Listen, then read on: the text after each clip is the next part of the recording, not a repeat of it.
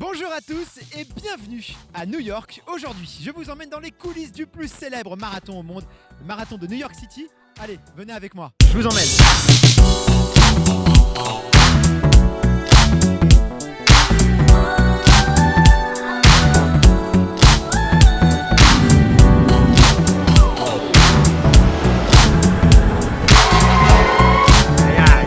Nous sommes au Javits Center. C'est ici qu'a lieu le salon du running. Venez avec moi, je vous emmène découvrir les coulisses de cet événement.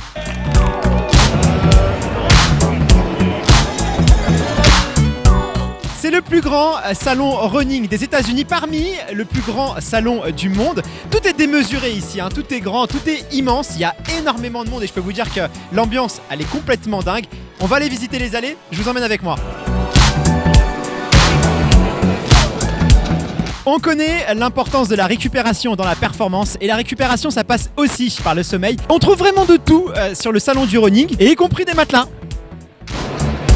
Pourquoi est-ce que le marathon de New York il est vraiment particulier ? Il est particulier parce que pour obtenir le dossard c'est vraiment très compliqué. En général les gens le font qu'une fois. New York ça reste déjà une ville mythique. Pouvoir la traverser en courant en faisant un marathon qui est déjà une performance sportive. Voilà pourquoi il y a un engouement extraordinaire autour de ce marathon. Il y a beaucoup de Français qui sont présents sur cette course. Ouais, il y a à peu près 5000 participants, donc plus les accompagnants parce que généralement on vient pas tout seul. Donc voilà, faut compter à peu près le double. C'est important d'être encouragé, même si tout le long du parcours il y a du monde, même quand ils vous connaissent pas, ils vous encouragent. Le fait d'entendre de temps en temps, allez vas-y au lieu de commande, good job, voilà ça fait du bien.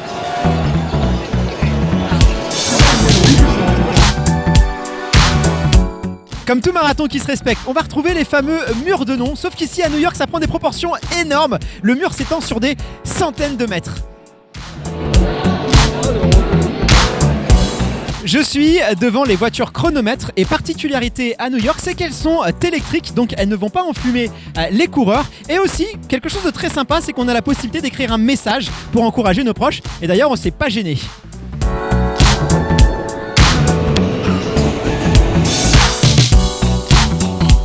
On est en plein cœur de Manhattan, il y a l'Empire State Building juste derrière moi et Madison Avenue. Je vous emmène au MB Pizza Co, c'est vraiment the place to be pour le marathon de New York.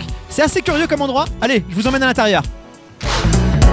On peut venir ici pour manger des pizzas ou discuter d'anecdotes entre coureurs. Et c'est ici même qu'on va enregistrer le podcast avec Stéphane Plaza et Emmanuel Vidal. Donc on se retrouve de l'autre côté maintenant.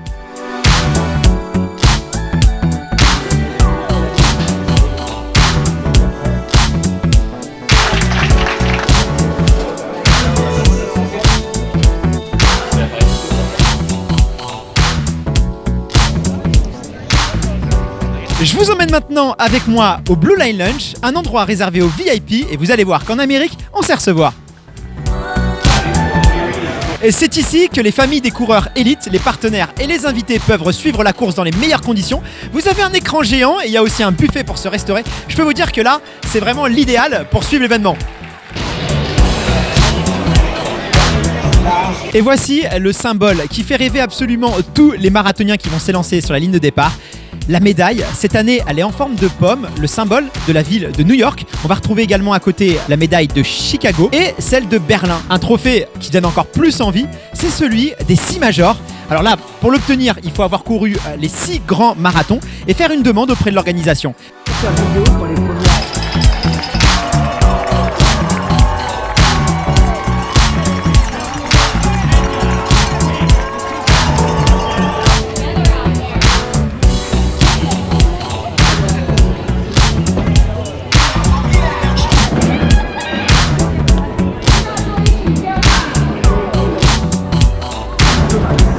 Et voilà, j'espère que cette visite au cœur du marathon de New York vous a plu et que maintenant vous êtes incollable sur cette course de légende.